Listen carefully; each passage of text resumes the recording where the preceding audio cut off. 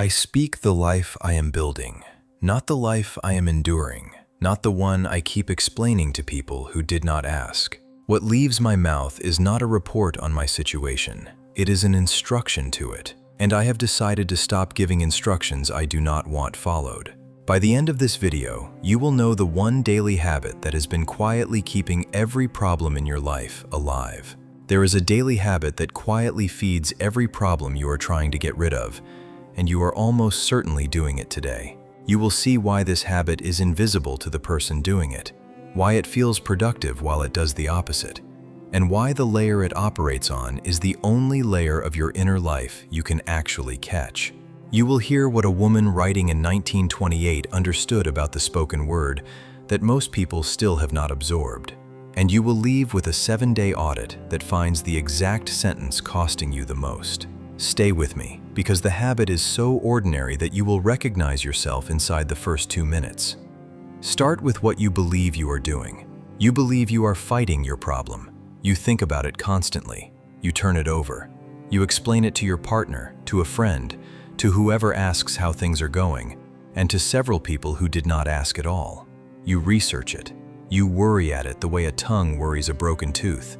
And all of that feels like engagement. It feels responsible. It feels like a person taking their situation seriously, rather than pretending everything is fine. But watch what is actually happening. The problem has not moved. It has been discussed, described, and documented, and it sits exactly where it sat a year ago. Meanwhile, something else has grown. The problem has become a fixed feature of how you describe your own life. It has moved from being a circumstance you are passing through to being a fact about who you are. And it made that move through your own mouth, one sentence at a time, without a single moment where you decided to let it. Here is why speech, of all things, is the layer that matters. Everyone tells you to change your thinking. That advice is correct and almost useless because thoughts are nearly impossible to catch.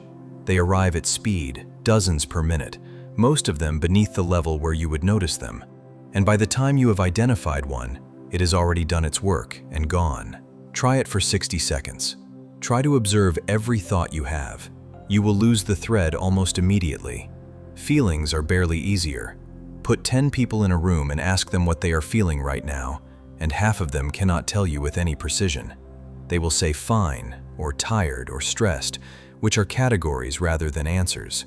Emotion runs below the surface too, and most adults were never taught the vocabulary to name it accurately in real time.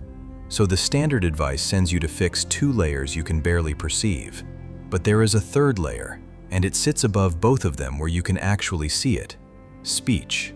What you say out loud is the point where the invisible becomes audible. It is slow. It is external. It leaves a record. Another person in the room can hear it, which means you can hear it too if you decide to listen. Your thoughts and feelings produce your speech, so your speech is a live readout of both of them, printed in a font large enough to read. Listen to the sentences people say about money without ever noticing they said them. I am terrible with money. It is always something. There is never anything left at the end of the month. People like me do not get ahead. Every one of those is delivered as a neutral observation about the world, the way you would report the weather. But none of them is an observation. Each one is a verdict, and the person delivering it is also the person it is about. And it gets delivered daily, out loud, to an audience that starts to believe it because you sound so certain. The chain underneath is not mystical. It is ordinary behavioral psychology. What you think shapes what you feel. What you feel shapes what you do. What you do produces your results. Speech sits in the middle of that chain, and this is the part that matters. It does not only report the chain, it reinforces it. Saying a belief out loud strengthens it. You have rehearsed it, given it structure, made it a sentence rather than a vague unease. A thought you never speak stays a thought. A thought you speak 1,000 times becomes a conviction, and conviction is what actually drives behavior. And there is a second effect that runs alongside it. Every time you say one of those sentences in front of another person, you are also teaching them who you are. They begin to route opportunities accordingly. Nobody brings the investment idea to the person who says they are terrible with money. Nobody offers the stretch role to the person who says people like them do not get ahead. They are not being cruel. They are listening to you and believing you, which is what listening means. You have been describing yourself to the world for years, and the world has been taking notes. Now we arrive at the sharpest edge of this, and it is the part nobody wants to hear. There is a specific form of speech that does more damage than all the rest combined, and almost every person alive does it daily without counting it as anything at all. Complaining. Not the dramatic kind, the ordinary kind. The version where you tell someone how hard things are and they nod, and you feel briefly lighter for having said it. Look closely at what a complaint actually accomplishes. When you complain, you are not just describing the problem. You are recruiting a witness to it. You are asking another person to confirm that the problem is real, that it is serious, and that you are right to be burdened by it. And they do confirm it because they are being kind. Now the problem is no longer just your private circumstance. It has been ratified. 2 people agree it exists at that size. Do that across a dozen conversations, and the problem has been socially certified. It is now part of the public record of who you are, and quietly, so are you. You have become the person with that problem, in your own account and in everyone else's. And I want to be fair about why we do this, because the instinct behind it is not stupid, it is human. When you complain, you are usually asking for one of 3 things. You want someone to tell you it will be all right. You want the loneliness of carrying it by yourself to ease for a moment. Or you half hope that saying it aloud will shake loose a solution. Those are legitimate needs, every one of them. The method is what fails you. You are meeting a real need for connection with a mechanism that deepens the exact thing you want gone. And there is a quieter cost underneath it. Complaint is one of the easiest ways to bond, which is why so many relationships are built on it. 2 people who complain together feel close, quickly, without either of them having to reveal anything real. But a bond made of shared complaint has a condition attached. It requires the problems to continue. Solve yours and the conversation runs out of material. Most people never notice they have quietly agreed to stay stuck together, because the alternative is finding a new way to be close. And that takes more work than agreeing that everything is hard. Picture the same problem living in 2 different houses. 2 people carry the same debt, the same amount, the same interest, the same deadline. The first one mentions it to no one except the person helping them solve it. It is a number on a page, it is being worked on, and outside the hour they spend on it each week, it does not exist. The second one brings it up at dinner, mentions it at work, references it whenever spending comes near, and jokes about it online. Same debt. In the first house, it is a project. In the second house, it is a climate. It has weather. Everyone who enters can feel it, including the person who lives there. And here is what nobody warns you about the second house. The energy it takes to narrate a problem is energy that was available for solving it. There is a finite amount of attention in a day, and describing something and changing something draw from the same account. The person who has told the story of their situation 9 times this week has spent significant capacity on maintenance, and maintenance is the enemy of change. That is why some people can be exhausted by a problem for years while making no progress on it. They are not lazy. They have been working extremely hard on the wrong task. And here is the distinction the whole video rests on, so do not miss it. I am not telling you to ignore your reality. You will hear that instruction everywhere, and it is dangerous advice. Look directly at the debt. Read the diagnosis. Open the statement. Count the number exactly, however bad it is, and look at it without flinching. Denial is not what we are building here, and any teaching that tells someone with a real crisis to pretend it is not happening is going to hurt somebody. The distinction is between facing and broadcasting, and they are 2 entirely different acts. Facing is private, precise, and finite. You sit with the real number, you understand it, you decide what to do about it. That takes an hour, not a lifestyle.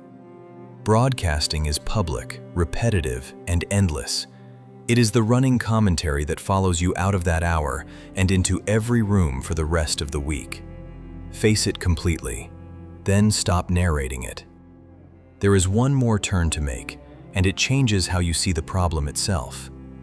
Once you stop rehearsing the problem, you can finally see what it was actually for. You could not have known what you wanted without meeting its opposite. The person who has never been broke has no particular hunger for financial security, because security is invisible to someone who has always had it. The person who has been disrespected in work they cared about knows precisely what they want their next role to feel like. Every clear desire you carry was sharpened against something that hurt. The problem was not the punishment.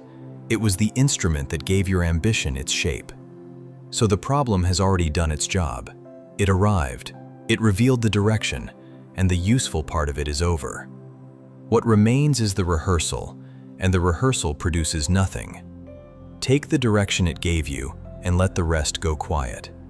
Note it, extract what it taught, stop repeating it. So here is the 7-day speech audit. It is not complicated, and it does not require you to become a different person by Monday. Days 1 to 3, you say nothing new and change nothing. You only listen. Carry a note somewhere and write down every sentence you catch yourself saying about your situation. Do not edit them. Do not judge them. Do not stop saying them. Just record them. Most people are genuinely startled by day 2 because the same 3 or 4 sentences appear again and again, and they had no idea they were on repeat. Day 4, you look at the list and you find the anchor sentence. It is the one that appears most often, and usually it is the shortest and the most absolute. It will sound like something everyone says. That is exactly why it has survived unexamined for so long. Write it at the top of a clean page. That single sentence is the one costing you the most, and until today, it has never once been looked at directly. Days 5 to 7. You catch it before it leaves your mouth. You will not catch it the first few times. You will hear it as you say it, then a bit earlier, then just before, and eventually you will feel it coming and choose. And when you catch it, you have 2 options, and only 2. Say nothing at all, or say something that faces the solution instead of the circumstance. Not an affirmation, not a lie. If you have 300 in the bank, you do not announce that you are wealthy, because your own mind will reject it instantly, and you will have taught yourself that your words are unreliable. You say what is true and point it forward. I am working on it. I have a plan for this. That number is going to move. And when nothing honest and forward-facing is available, silence wins. Silence starves the problem just as effectively as a good sentence, and it never costs you your own trust.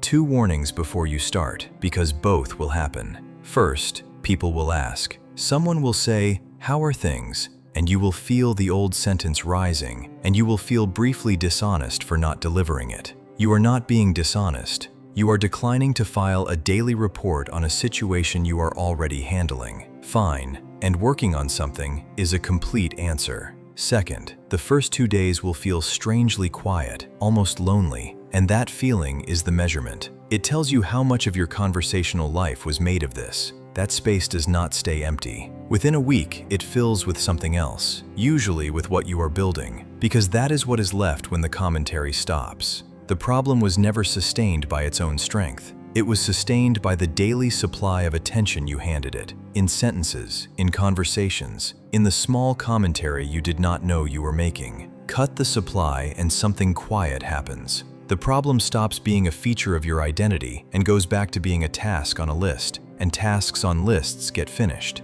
You did not ignore it, you demoted it. Start today. Listen for 1 sentence, just 1, and notice how automatic it is. I speak the life I am building. And from today, what leaves my mouth builds forward. What have you been repeating about your situation that you never actually chose to believe? Subscribe and let us find it together. Like this video, share it with someone who narrates their problems daily, and tell me what you caught yourself saying.